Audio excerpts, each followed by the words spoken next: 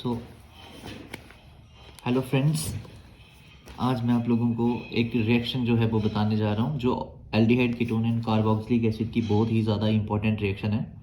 और रिएक्शन का नाम है aldol condensation reaction. Aldol condensation reaction में क्या होता है कि हमारे पास ऐसे एल्डिहाइड्स जिसमें कुछ इंपॉर्टेंट कंडीशंस होना ज़रूरी हैं। पहली, अल्फ़ा हाइड्रोजन एटम का होना बहुत ज़रूरी है। Alpha hydrogen atom. Alpha hydrogen atom क्या होता है, जैसे कि आप देखेंगे CH3 single bond C double bond O single bond H, ये हमारा एल्डिहाइड वाला फंक्शनल ग्रुप है। इसके नेक्स्ट जो कार्बन है ये अल्फा कार्बन है और अल्फा कार्बन के ऊपर जो हाइड्रोजन है ये अल्फा हाइड्रोजन एटम्स है। तो ऐसा कोई भी एल्डिहाइड जिसपे अल्फा हाइड्रोजन एटम होगा वो ही ये रिएक्शन शो करेगा। इसके अलावा कोई भी ये रिएक्शन शो नहीं कर सकता। एक और भी मैं बताता हूँ, जैसे हमारे पास फॉर्मेल्डिहाइड है HC double bond O single bond H, this is formaldehyde. This is the functional group, but functional group के साथ में कोई कार्बन नहीं है। इसका मतलब इसमें कोई अल्फा हाइड्रोजन एटम नहीं है, नो अल्फा हाइड्रोजन एटम। सो ये फॉर्मेल्डिहाइड ये रिएक्शन शो नहीं कर सकता। इसी के साथ एक और लेते हैं benzaldehyde, ring, then alternate position पे डबल बॉन्ड, देन CHO। यहाँ पर आपका फंक्शनल ग्रुप है। फंक्शनल ग्रुप के साथ वाला कार्बन यहाँ पे है। इस कार्बन पे भी कोई हाइड्रोजन एटम नहीं है। इसका मतलब ये हुआ कि ये भी ये रिएक्शन शो नहीं कर सकता। इसका मतलब दो एल्डिहाइड ऐसे हैं जो ये रिएक्शन शो नहीं करेंगे, एक फॉर्मेल्डिहाइड और दूसरा Benz aldehyde. So let's see कि ये रिएक्शन कैसे होता है। पहली कंडीशन मैंने आपको क्या बताई, अल्फा हाइड्रोजन एटम जो है वो कंपलसरी है।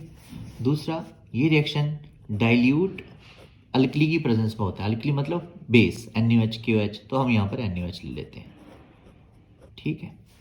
इनकी प्रेजेंस में ये रिएक्शन होगा। अब देखो रिएक्शन का मैकेनिज्म क्या है। सबसे पहले हम क्या करेंगे, NaOH ले लेंगे और ये NaOH जो है जब ये डिसोशिएट होगा तो ये प्रोवाइड करेगा Na positive plus OH negative.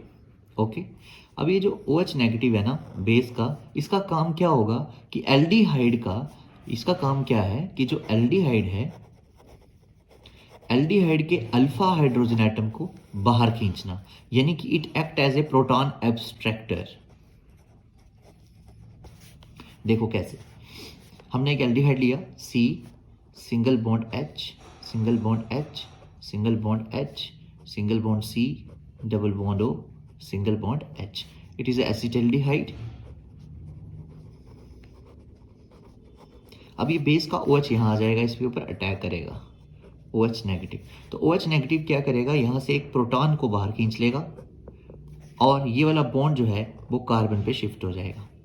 तो आपका प्रोडक्ट क्या बनेगा, यहाँ से माइनस क्या हो गया, OH negative and H positive, minus हो गया वाटर और आपका प्रोडक्ट होगा CH single bond C double bond O single bond H and इस कार्बन पे कौन सा चार्ज आ गया, नेगेटिव चार्ज। ओके, यहाँ पर हमने एक मॉलिक्यूल एल्डिहाइड का यूज कर लिया। तो हमें इस रिएक्शन में दो एल्डिहाइड के मॉलिक्यूल यूज करने होते हैं। तो फर्स्ट तो हमने यूज कर लिया।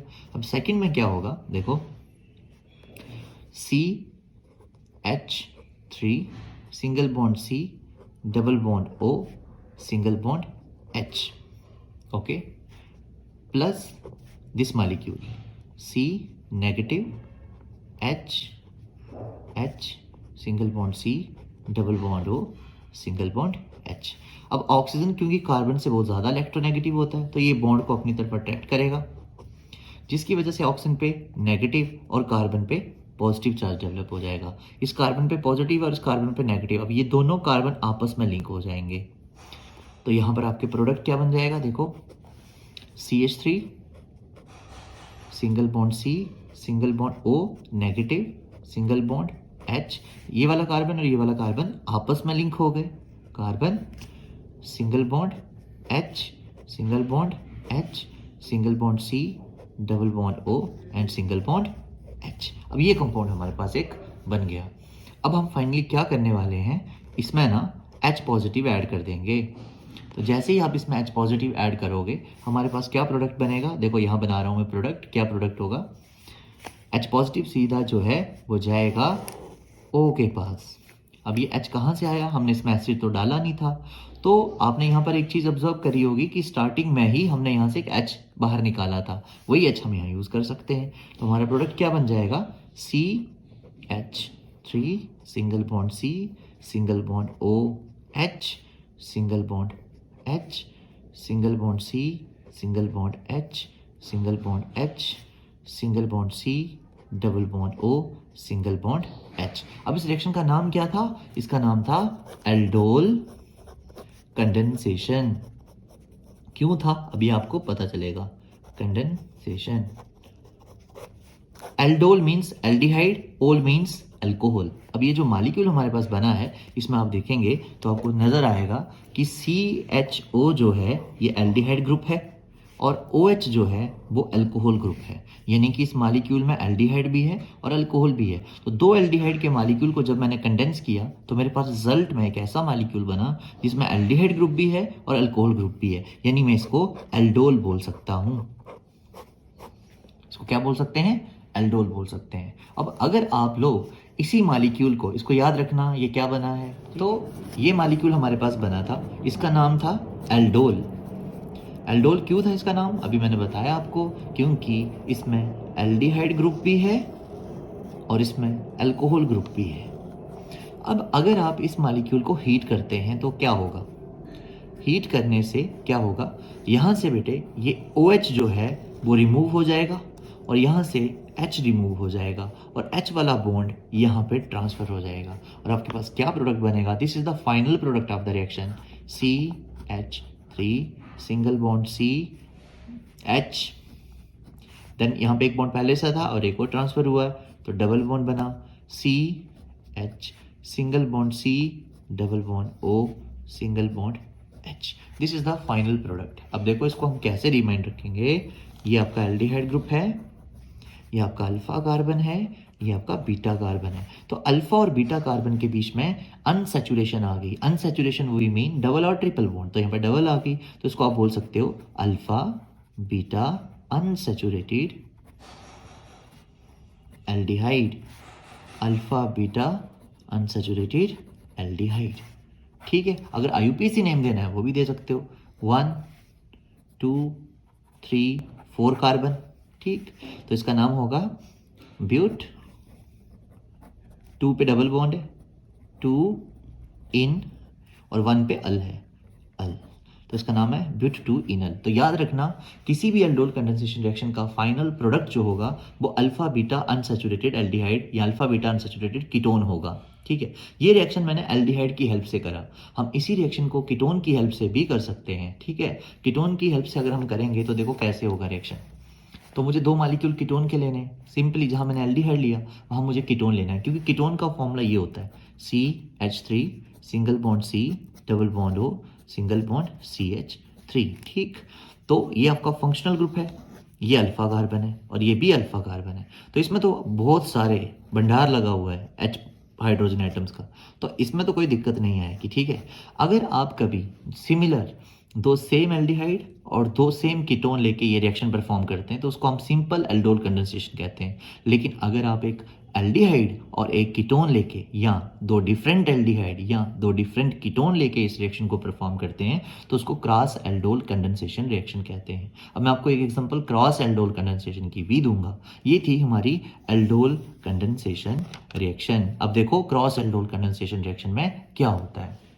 तो क्रॉस एल्डोल कंडेंसेशन में क्या करेंगे, एक एल्डिहाइड लेंगे, 1 एल्डिहाइड और 1 कीटोन ले लो, ऐसे भी करवा सकते हो, या फिर आप लोग डिफरेंट एल्डिहाइड लेके करा सकते हो, या फिर आप लोग इसको डिफरेंट कीटोन्स लेके करा सकते हो, मतलब सेम नहीं रखना है, बस इतना याद रखना, सेम नहीं होना चाहिए, दो सेम एल्डिहाइड नहीं होने चाहिए, दो सेम कीटोन नहीं होने चाहिए।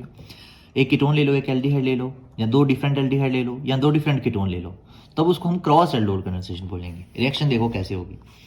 मैंने यहाँ पर एक एल्डिहाइड लिया, CH3 single bond C double bond O single bond H, ये एल्डिहाइड है।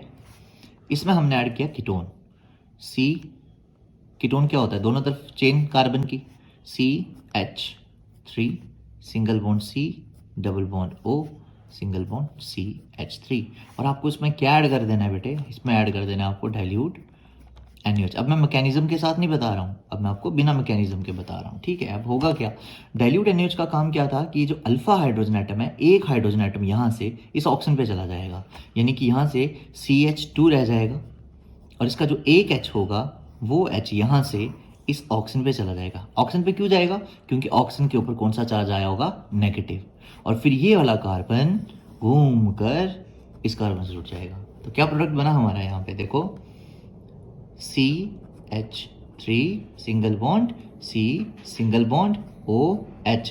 अब बोलोगे भाई साहब ये H कहाँ से आया, तो ये H इधर से आ रहा है, ठीक है। उसको ला कौन रहा है, ये इस H की गाड़ी, ये NaOH, तो ये इधर से इस H को इधर पहुँचा रहा है। अब सिंगल बॉन्ड H, ये H को मैंने ऐसे लिख दिया। अब ये कार्बन सीधा जाएगा इस कार्बन के पास, सिंगल बॉन्ड C H, एक ऊपर एक नीचे, single bond C double bond O single bond CH3। अब ये हमारा प्रोडक्ट बना। देखो इसमें कीटोन भी है और अल्कोहल भी है। अच्छा, पहले तो एल्डिहाइड और अल्कोहल था तो हमने एल्डोल बोल दिया था, अब इसको क्या बोलेंगे, इसमें कीटोन भी है और अल्कोहल भी है, तो भाई साहब आप इसको कीटोल बोल सकते हो, कीटोल। अब डिटोल नहीं बोलने का इसको, ये कीटोल है, कीटोल, कीटोन और अल्कोहल का कॉम्बिनेशन। अब आप इसको हीट कर दो, तो जैसे ही आप इसको हीट करोगे तो हीटिंग से क्या होगा, ये OH निकल जाएगा बाहर, और यहाँ से ये H निकल जाएगा, और ये बॉन्ड यहाँ शिफ्ट हो जाएगा, और आपका प्रोडक्ट बन गया CH3 single bond CH double bond CH single bond C double bond O single bond CH3। ये आ गया हमारा फंक्शनल ग्रुप, ये आ गया अल्फा कार्बन, ये आ गया बीटा कार्बन, फिर से अल्फा और बीटा के बीच में अनसैचुरेशन आ गई, तो इसको आप बोलोगे अल्फा बीटा अनसैचुरेटेड कीटोन। और IUPAC में नाम देना हो तो 1 2 3 4 5 नाम हो जाएगा पेंट, थर्ड पे डबल बॉन्ड, 3 इन 2 पे one, 2 one, pent 3 ene 2 one. तो ये हमारा रिएक्शन था cross aldol condensation. Okay students, आज का ये लेक्चर हम लोग ख़त्म करते हैं, और अगर आपको ये वीडियो सही लगा हो तो चैनल को सब्सक्राइब ज़रूर करना, शेयर ज़रूर करना और कमेंट ज़रूर करना। Thanks for watching.